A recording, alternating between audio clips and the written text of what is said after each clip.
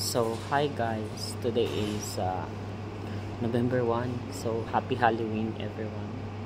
And then, today is guys, ayan, mag-a-advise ako doon sa mga tao dyan ha, na nakikinig sa akin at parating nanonood sa mga reels ko. Ayan, pakiusap lang guys. Lalo na sa mga OFW. Go straight tayo kung ano yung plan nyo sa buhay. Alam ko, madaming darating na pagsubok, madami tayong pagdadaanan, pero dapat guys, yung tiwala natin sa sarili at sa Diyos ay parating nandun. Hindi yung nag-abroad ka na nga, may trabaho ka na nga, nag-iisip ka pa ng kung ano-ano. Focus lang sa ano talagang gusto mo mangyari sa buhay mo at saka mahalin mo yung trabaho mo.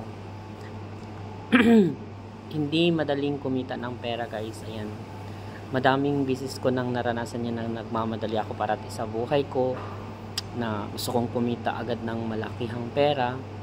Kaya ayun, nagkamali ako. Naranasan ko lahat yung nawalan ako ng trabaho, natulog ako sa kalye, namalimos ako. Ayan, naranasan ko yan dito sa abroad guys. Kaya ayan, paalala ko lang sa mga kabayan natin. Ayan, guys, hanggat may trabaho kayo ngayon, mahalin nyo yung trabaho nyo. Pag nakakita kayo ng mas magandang trabaho, mas magandang opportunity, ayan, doon lumipat kayo.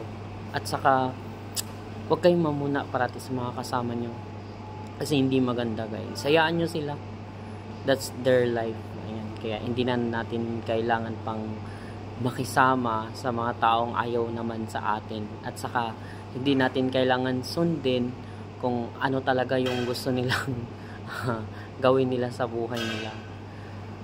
Basta itong araw na to guys, parang gusto ko kasi itong ilabas sa inyo kasi may na-encounter akong tao na ganun guys. Alam mo yung pamilyado ka na, dapat iniisip mo na lang kumita ka ng pera para sa anak mo sa ngayon, tapos focus ka lang muna sa sarili mo. Pero wala akong nakitang ganun sa kanya guys.